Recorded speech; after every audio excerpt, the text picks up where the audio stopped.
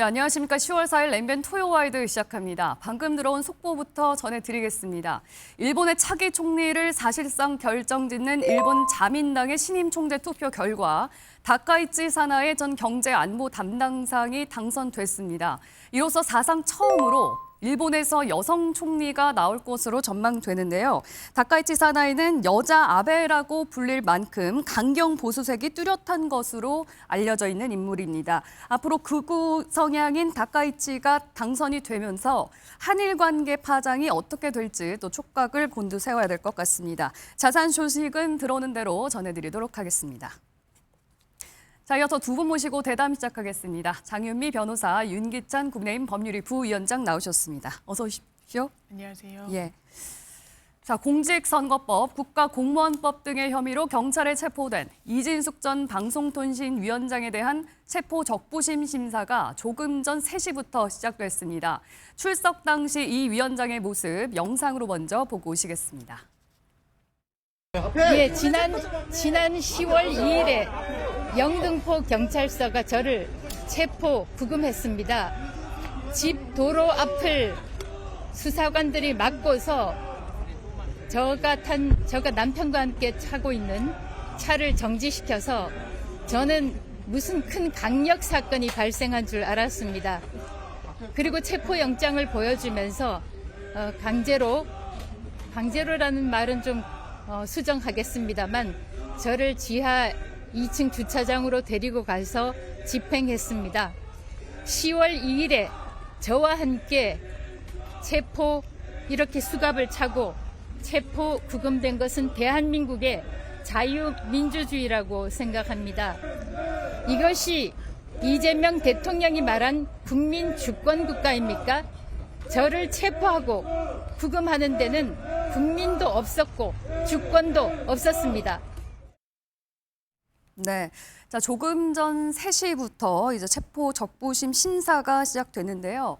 결과는 이제 언제쯤 나올 거라고 볼 수 있을까요? 언론에서 전망하기로는 이르면 오늘 오후도 나올 수 있다. 왜냐하면 이 심사를 마친 이후에 24시간 안에는 결론이 나와야 되는데요. 예. 아무래도 쟁점이 그렇게 복잡하지는 않다 보니까 법원이 심리하는데 많은 시간이 소요되지 않을 수도 있지 않겠느냐라는 전망이 한켠에서는 또 나오는 부분도 있는 것 같습니다. 예. 지금까지 이진숙 전 위원장이 이야기하는 것처럼 국민 주권주의에 반하는 행동이 아닙니다. 국가 공권력을 이렇게 희화하는 발언은 상당히 부적절하다고 생각하고요. 예. 기본적으로 출석에 제대로 임하지 않은 점, 소환에 불응한 점을 법원이 발부한 영장에 의해서 체포영장이 발부됐고 집행이 이루어졌다. 다시 한번 강조드리고 싶습니다. 예. 체포 적부심의 결과가 어떻게 나올지 이제 관심인데 네. 인용률이 지금까지 알려지기로는 굉장히 낮은 것으로 맞습니다. 전해지고 있잖아요. 네. 결과는 어떻게 예상됩니까? 체포적부심은 실무에서 많이 하지도 않고 예. 하더라도 인용률이 한 10%도 미치지 못하는 그런 절차입니다. 최근에는 윤석열 전 대통령이 체포적부심을 이제 신청을 했지만 네. 기각이 됐던 전례가 있기도 하고요. 기본적으로 그렇다면 법원이 발부한 체포영장이 잘못됐는지, 체포영장이라는 건 형사소송법에 의해서 소환에 불응하거나 불응할 우려만 있더라도 발부에 요건이 충족되는 그런 사안입니다. 네. 거기에 대해서 다른 재판부가 이 체포영장은 발부와 그 집행 자체가 위법하다, 잘못됐으니 돌이켜야 된다, 이 판단을 내릴 가능성은 저는 거의 0에 수렴한다고 생각합니다. 예, 체포 적부심이 인용될 가능성이 거의 없다라고 보셨는데 어떻게 생각하십니까? 이번은 좀 다른 것 같아요. 왜냐하면 구속영장 같은 경우에는 이제 법관 면전에서 양측의 주장을 다 들어요. 근데 체포영장 발부의 경우에는 한쪽 말만 듣거든요. 그것도 서류로 경찰 등 수사기관이 이래서 범죄가 소명되고 이래서 체포 사유가 인정이 됐고 이래서 체포의 필요성이 있습니다라고 주장하는 것만 보고 발부를 해요. 근데 적부심은 양쪽 주장을 다 듣잖아요.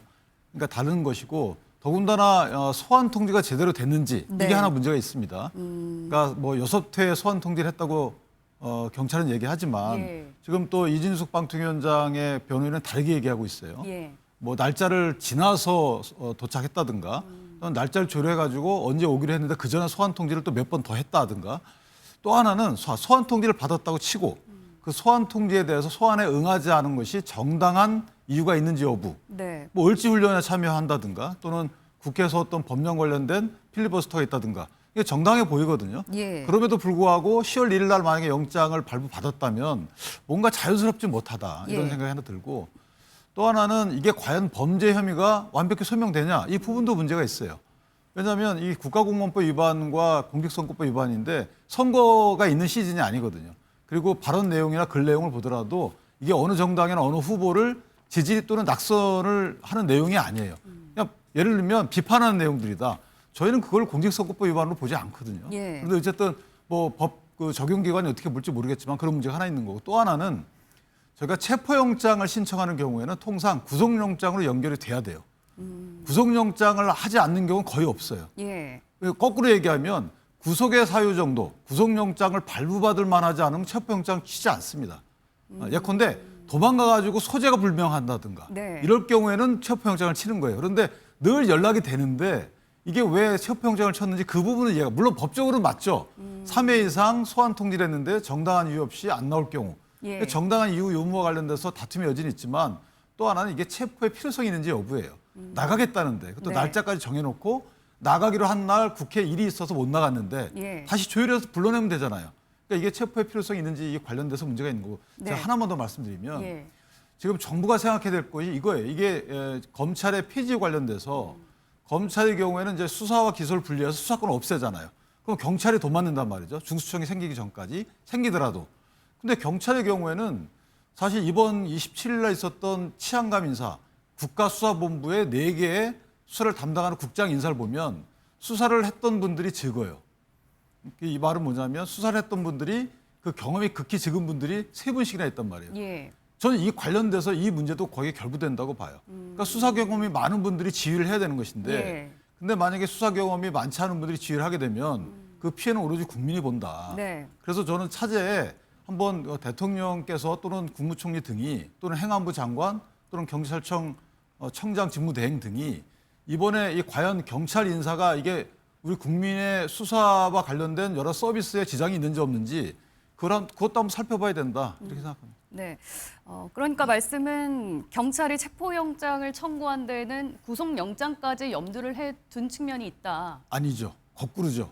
그러니까 원래는 체포영장을 청구할 때는 통상 48시간 내에 풀어주든가 구속영장을 청구해야 되잖아요. 예. 통상 구속영장 청구로 거의 갑니다. 예. 이 말을 거꾸로 얘기하면 네. 구속영장을 청구할 사유가 아니면 체포영장을 잘 안 쳐요. 예. 근데 이 사안은 구속영장을 청구할 사안이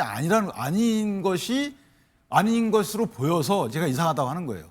이 사안을 만약에 이분이 이진숙 전 반통위원장이 나왔어요. 예. 나와가지고 조사를 다 받았어요. 구속영장 칠 사안인가요? 저는 그럴 사안 아니거든요. 네. 공직선거법에 선거 출마한 당사자가 아닌 사람이 공직선거법 위반에 국가공무법 위반이에요. 예. 예. 이거 영장 사안이 아니거든요. 그럼에도 불구하고 체포영장을 청구해서 발부받아서 집행했다는 거 굉장히 이례적이라는 거죠. 예. 일단 원래 예고됐던 체포 네. 시한은 오늘 오후 4시까지였는데 지금 체포적부심으로 인해서 이 심사 기간은 제외하고 체포 시한이 맞습니다. 조금 연장된 거죠. 그렇습니다. 그렇다면 체포적부심 결과가 나온 이후에 경찰은 구속영장을 신청할지 아니면 석방할지 이걸 이제 결정을 하는 겁니까? 아마 신중할 수밖에 없어 보이는데 말씀 예. 주신 대로 보통은 체포영장으로 인신을 강제로 데려오는 경우는 도망을 가거나 예. 이런 경우인데 이런 이례적인 상황, 이 주거지는 분명하신 분이잖아요. 네. 그런데 이렇게 경찰이 주장하는 바에 따르면 6차례나 나오지 않는 경우가 이례적입니다. 그러니까 체포영장이 발부가 됐더라도 구속영장으로 안 넘어가는 게 저는 어색하지 않다라고 생각하는 편인 거고 네. 그리고 기본적으로 본인이 필리버스터에 가야 된다, 뭐 본회의에 가야 된다. 네. 이게 의무 출석 사항이 아니에요. 본인의 발언을 보더라도 내 사형 집행을 내가 목도하러 간다. 이런 식으로 정치적인 행위를 하러 간 겁니다. 그렇다면 공권력에 의해서 소환이 고발인 지위에 있으니까 피고발인 지위에 있으니까 소환에 나갈지 아니면 정치 행보를 하러 갈지 이게 의무 사항도 아닌데 이게 소환에 응하지 않을 경찰에 가지 않을 아무런 법적인 방패막이가 돼주지 않는 겁니다. 예. 이러면서 시간을 끌었던 거예요. 경찰 입장에서는 지금 선거법 위반이 한 축에 있고 국가공무원법 위반이 있지 않습니까? 선거법 위반은 기본적으로 시효가 6개월입니다. 예. 국가공무원이 관여했다고 했을 때 시효가 늘긴 합니다만 본인이 직무집행이 정지돼 있기 때문에 문제가 되지 않는다는 항변도 하고 있잖아요. 그러면 공무원 지위가 아니라 그냥 일반 사전선거 운동으로 의율될 가능성도 법리적으로는 열려 있는 거예요. 네. 그러면 시효는 6개월이라는 점은 다툼의 여지가 없습니다. 12월에 끝나는 거예요. 그런데 여태까지 미루고 미뤄서 어디까지 왔습니까? 지금 10월이 넘었어요. 그러면 이걸 그대로 두는 게 정의가 아닙니다. 거기에 대해서 본인은 하나도 잘못한 게 없는데 마치 정치적으로 수사를 하고 있다? 이거 대단히 잘못된 겁니다. 예. 그러니까 아마 체포영장, 이 체포 적부심에 대해서는 기각이 될 거고 그 이후에는 계속해서 본인이 정확하게 소환할 거라는 것을 확신을 시켜준다면 구속영장 경찰 단계에서 신청으로까지는 넘어가지 않을 가능성도 저는 있다고 봅니다. 예. 근데 이제 변호사님처럼 저렇게 보는 관점이 또 하나 있고 또 하나 뭐냐면 이게 이제 공무원이 선거에 관여한 경우에는 공소시효가 10년이에요. 그러니까 공소시효 문제는 왜냐하면 사전선거운동의 개념으로 보기에는 너무나 이 발언의 내용이 특정 정당을 뭐 반대한다거나 예. 아니면 특정인의 낙선과 당선을 바란다는 이런 내용이 아니거든요. 예. 또 하나는 저는 개인적으로 국감이 이제 다 13일부터 시작인데 예. 경찰청에 대한 국감이 17일이에요.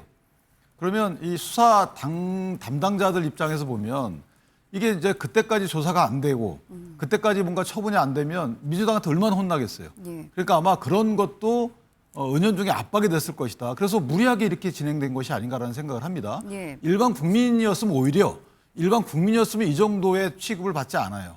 왜냐하면 일반 국민의 경우에는 몇 번 나오라서 안 나오면 체포영장 치지를 않거든요. 통상 연락이 되면 보통 안 칩니다. 또 물론 민주당 분들 말씀처럼 6번 저렇게 소환 통보해서 안 나오지도 않지만 예. 사정이 있으면 못 나올 수 있잖아요. 그러면 조사관하고 변호인하고 통화해가지고 어느 정도 양해가 된단 말이에요. 네. 그 사유가 상식적이면. 근데 지금 이 사유는 의무는 아니다 하더라도 상식적인 내용들이기 때문에 예. 실제 저 부분과 관련된 체포영장 집행은 국회 일정과 연관된 게 아닌가 개인적으로 그렇게 생각합니다. 예. 혹시요 지금 국민의힘에서는 주장하고 있는 게 불출석 사유서를 네. 제출을 했는데도 체포를 집행했다라는 부분에서 경찰이 체포영장을 신청할 때 이 불출석 사유서를 제출하지 않은 건 아니냐라고 네. 의심을 하고 있어요. 네. 이 여부에 따라서 오늘 체포 적부심에 대한 결과가 또 달라질 수 있을까요? 뭘 근거로 그렇게 얘기하는지 공당의 대표라면 그리고 정치인이라면 근거를 갖고 얘기해야 됩니다. 예. 묻지도 따지지도 않고 이거 체포영장 발부된 걸 보니까 불출석 사유서가 없었던 거 아니야? 그 이상으로 나아가는 근거는 없어요. 수사기관이 그럴 동인이 뭐가 있습니까? 일단 아니라고 하기도 했고요. 기본적으로 기록이 있으면 다 특히나 변호인을 통해서 제출한 거 아닙니까? 예. 현찰이 됩니다. 기계적인 절차예요. 그리고 체포영장 발부 여부를 심판받기 위해서는 기록이 통으로 가는 겁니다. 네. 그런데 그걸 일부러 누락했다. 어떻게 보면 무고성 주장을 할 수가 있습니까? 본인들이 아무리 이 정치적으로나 사법적으로 어렵다고 하더라도 좀 억측에 기반한 주장을 남발하는 거는 자제할 필요가 있다고 생각합니다. 근데 이럴 수도 있어요. 네. 뭐냐면 변호사님 말씀대로 이게 이제 그 변호인 측이나 피의자가 제출한 여러 가지 서면은 당연히 첨부해야죠. 그걸 첨부 안 하면 그건 정말 이 범죄가 되는 겁니다. 근데 이럴 수는 있어요. 지금 일각의 그 주장에 따르면 이진숙 전 방통위원장이 수사과장하고 통화해가지고 뭔가 정하고 연기하고 이런 내용들이 있어요. 예. 만약 이런 내용들을 수사보고에 달지 않았다면 수사보고에 달아서 안 나오는 이유, 예. 소환 통지 이후에 여러 가지 경로 이런 것들에 대해서 판사한테 쓰지 않았다면 예. 그건 문제가 큰 거죠. 그것도 이제 법률적으로 문제가 된다고 왜냐하면 보시나요? 정당한 사유가 있는지를 판단하는 근거가 되는 거거든요. 예. 경찰이 수사기관이지만 공익의 대변자이기 때문에 불리하고 유리한 걸 다 넣어야 돼요. 예. 그래서 있는 사실 그대로 넣어야 되는데 만약에 그중에 일부를 구두 유선상으로 교섭됐던 내용들을 뺐다. 그것 또한 문제가 되는 거죠. 그래서 아마 그 내용과 관련돼서 실제 이번 이 신문 절차에서 공방이 있을 수는 있어요. 예. 만약에 이진숙 변호인 측에서는 이렇게 했다. 경찰 측에서 그런 적 없다. 이런 식의 공방이 아마 있지 않을까 개인적으로 생각합니다. 예, 알겠습니다. 이 부분과 관련해서 주요 쟁점 그리고 앞으로 있을 파장에 대해서는 잠시 후 2부에서 정치권 패널 보시고 또 자세히 다뤄보도록 하겠습니다. 다음 이슈로 넘어가 보겠습니다. 이제 긴 추석 연휴가 어제부터 시작이 됐는데요. 윤석열 전 대통령 부부는 올해 구치소에서 쓸쓸하게 추석을 맞게 됐습니다. 관련 영상 보시고 얘기 이어가겠습니다. 피고인 윤석열 입정시키십시오.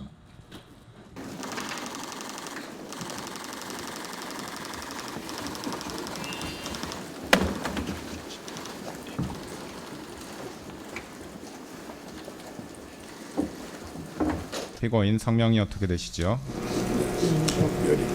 예, 생년월일은 언제입니까? 1960년 12월 18일. 우선 출석 거부와 관련해서 출석 거부라는 단어를 쓰셔서 그와 관련하고 지금 특검 재판부는 사안의 중대성, 국민들의 알 권리 등을 고려하여 재판 중계를 결정하였습니다. 예, 오늘도 피고인 불출석한 걸로 확인되는데 맞나요? 예, 맞습니다. 이 사건의 경우 피고인 스스로 계속해서 자발적으로 출석을 거부하고 있는 점, 피고인의 출석 문제로 재판이 지연되는 것보다는 신속한 재판 진행의 이익이 큰 점 등을 고려해서 불출석 상태에 따라 재판을 진행하도록 하겠습니다. 네, 추석을 맞았는데 두 분도 이제 여기 나오셔서 지금 일을 하고 계십니다만 윤석열 전 대통령 부부도 이제 이번에는 구치소에서 추석을 맞게 됐죠. 보석을 신청했던 게 결국에는 기각이 되고 이제 계속 구속 상태에서 재판을 받게 됐습니다. 이번 추석 연휴에는 구치소에서 특식도 제공되지 않는다고 하던데요. 특식이라는 게 이제 꼭 줘야 되는 건 아니고요. 예. 통상 규정만 보면 특식을 제공할 수 있는데 예산의 범위 내에서 제공할 수 있다 이렇게 돼 있습니다. 그러니까 국경일 또는 이에 준하는 날에는 소장이 제공할 수 있다는데 아마 예산 얘기를 하는 것 같아요. 이 예. 특식을 다 제공할 만큼 예산이 좀 부족하다. 이런 취지에서 특식은 제공하지 않는 것으로 그렇게 결정된 것 같습니다. 그런데 변호인 접견도 네, 안 되는 건가요? 맞습니다. 이번 추석 연휴에는? 연휴 기간에는 특별히 이제 가족 접견은 이제 제한적으로 허용을 합니다만 예. 변호인 접견은 원래 주말이나 그리고 연휴 기간 그리고 업무 시간이 아닐 때는 네. 제한되는 것으로 운영이 되고요. 이런 기간까지 이제 허용을 하다 보면 이제 교도 행정에 상당히 또 어떻게 보면 좀 혼란이 초래될 수도 있다는 점을 감안해서 변호인 접견은 꼭 윤석열 피고인 그리고 뭐 김건희 피고인만 제한되는 것이 아니라 예. 다른 수감자들도 마찬가지의 처우를 받게 되는 겁니다. 그런데 지금 부부가 동시에 구속이 돼 있는 상황이라 가족 접견만 가능하다고 하면 누가 찾아올 만한 가족들이 또 있을까요? 아마 그래도 이제 모친도 김건희 씨 같은 경우에는 모친도 이제 외부에 계시고 오빠도 있고 해서 네. 이제 가족 접견이랑 뭐 또 윤석열 전 대통령 같은 경우에도 누이가 있는 것으로 알려져 있고 또 이제 선친께서는 이제 돌아가셨지만 어머니가 계시고 하니까 가족 예. 접견 여부는 자유롭게 그 규정에 따라서 허용될 방침으로 알고 예. 있습니다.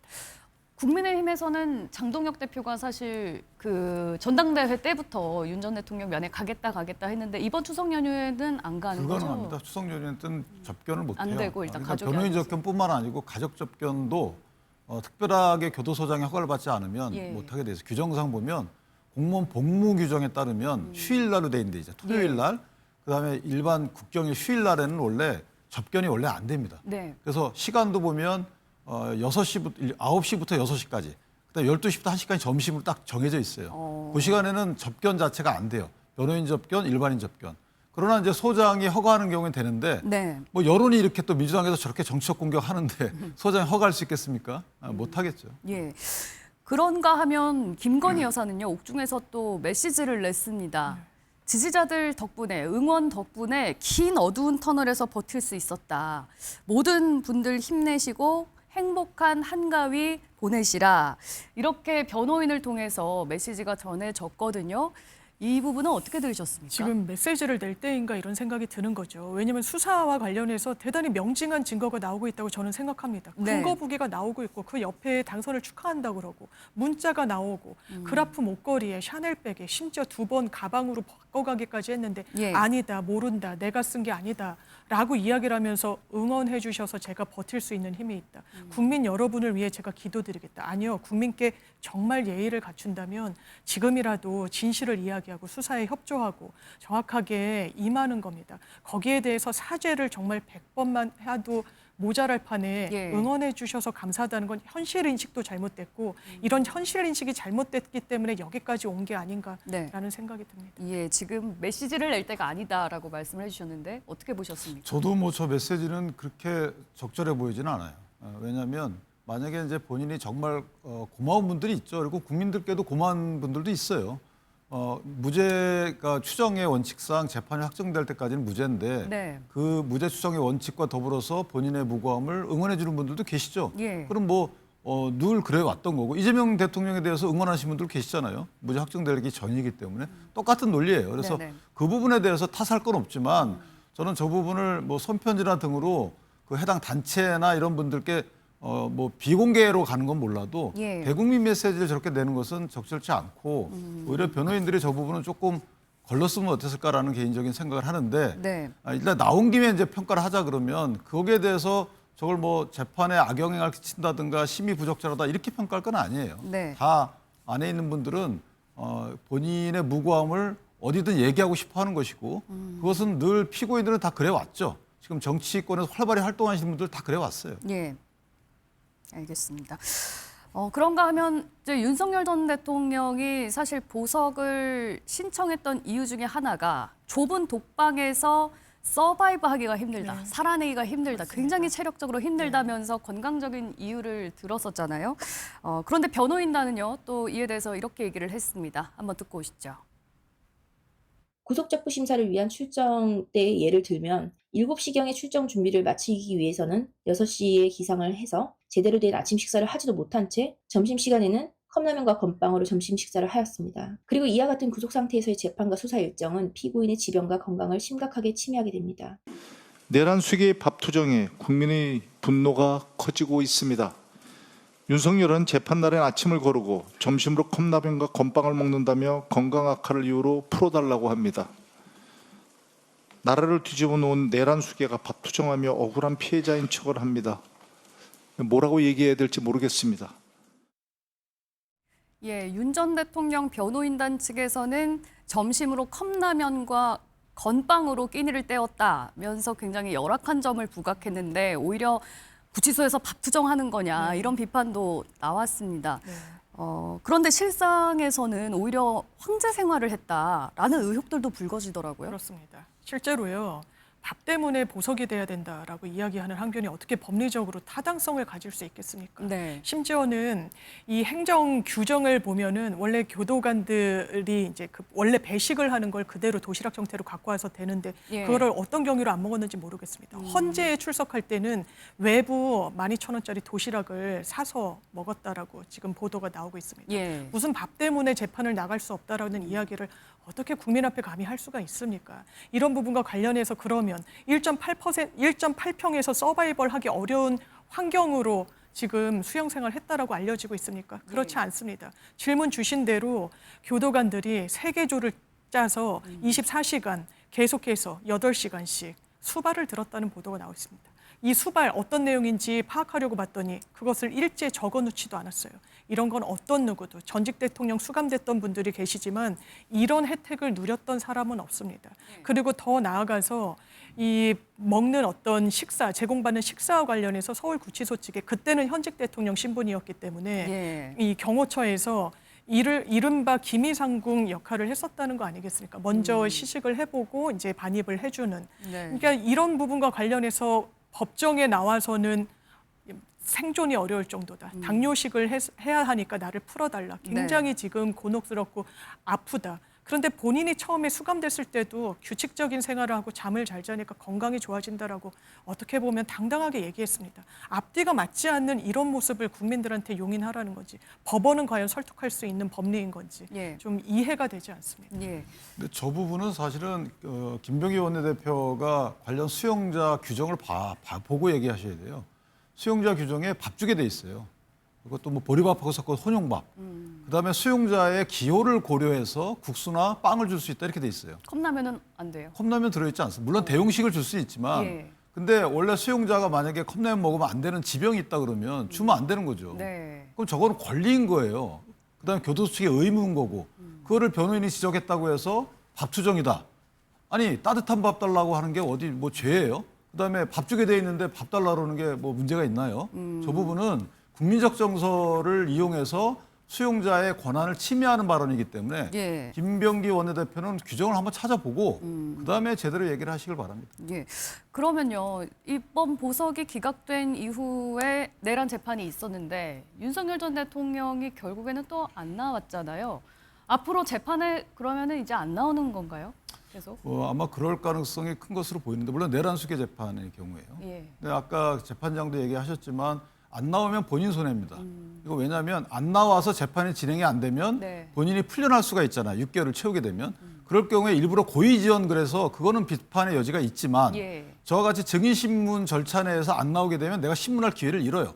그다음에 증인이 내 경험과 다른 얘기를 한다 하더라도 반박할 수 있는 기회를 스스로 잃어요. 그걸 스스로 포기한 거기 때문에 본인이 불이익한 거고 예. 그다음에 걸석 재판이 진행된다는 것은 재판장 입장에서 보면 아 재판을 지연하지 않겠다. 당신이 안 나와도 나 재판 진행할게. 예. 이거 감수하려면 안 나와. 이거거든요. 그러니까 예. 저 부분 갖고 윤석열 전 대통령을 비판할 건 없어요. 뭔가 안 나오는 이유가 있겠죠. 예를 들면 아, 이 재판은 정해놓고 하는 거다라고 본인 스스로 생각할 수 있는 거고 예. 그러나 지연을 위해서 안 나오게 되면 그건 비판할 수 있지만 저와 같이 내가 가질 기회를 포기하면서 안 나오는 것에 대해서는 물론 사법 절차에 왜 협조 안 하냐 그러는데 실제 저기서 정해진 그 죄 형량 자체가 네. 사형 무기예요. 그런 거기에 대한 그 어떤 본인의 대처와 관련된 여러 가지 생각이 있겠죠. 불출석에 따라서 불이익이 있을 수도 네. 있다라고 하니 재판부의 경고, 네. 지적이라고 해야 될까요? 그렇다면 이 지적을 윤석열 전 대통령은 어떻게 들었을까요? 앞으로 이제 재판에 잘 나와야 되겠다라는 생각으로 이어졌을지.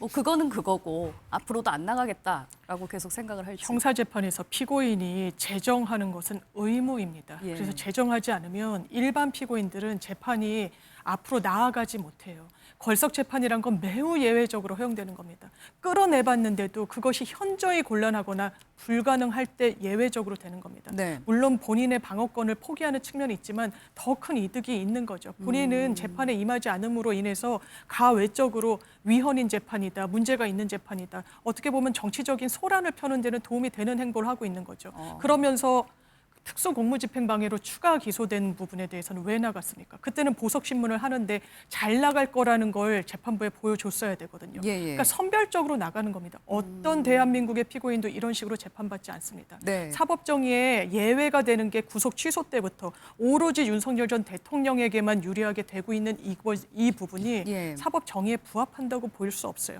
그럼 앞으로 재판에 나갈 것인가? 지금까지 사법 시스템을 얼마나 우롱했습니까? 사실상 형해화시킨 거 아닙니까? 본인은 나가지 않고 불러도 묵묵부답으로 하고 선별적으로 선택적으로 나가고 그런데 보석이 기각된 상황에서는 더 나갈 동인이 없다고 생각하겠죠. 지금까지 논리는 내란 재판은 위헌이고 예. 특수공무집행방해로 이 부분에 대해서는 다툴 여지가 있다라고 했지만 그 말이 맞습니까? 한번 나오는지 국민들이 지켜보실 거라고 생각합니다. 예, 알겠습니다. 특수공무집행방해는 나갈 것 같아요. 제 생각에는. 다른 재판에는? 왜냐하면 내란 수계 재판은 이제 아까 제가 말씀드린 그런 사유가 있는 거고 특수공무집행방해 등의 경우에는 다툴 상황이 많고 그분 법리상도 이전에 아시다시피 헌덕수 총리에 대해 전 총리에 대해서 영장 기각될 때 보면 다툴 수 있는 법리상 다툼의 여지가 있다 이렇게 판단했거든요.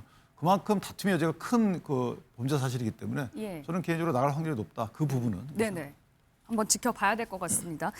이와는 별개로요. 특검 검사들이 이 검찰청 폐지에 대해서 반발하는 의미에서일까요? 집단 행동의 기류가 보이고 있는데요. 관련 영상 보시고 얘기해 보겠습니다. 거부라는 단어를 쓰셔서 형사 25부 출석했습니다. 예, 변호인 측 출석한 변호사님. 송진호 변호사, 김계리 변호사 출석했습니다. 예. 검은 넥타이 착용으로 지금 진행되는 이 절차가 검찰청 폐지의 이유인 수사와 기소의 분리 원칙과 모순이라는 점을 항변하고 있다고.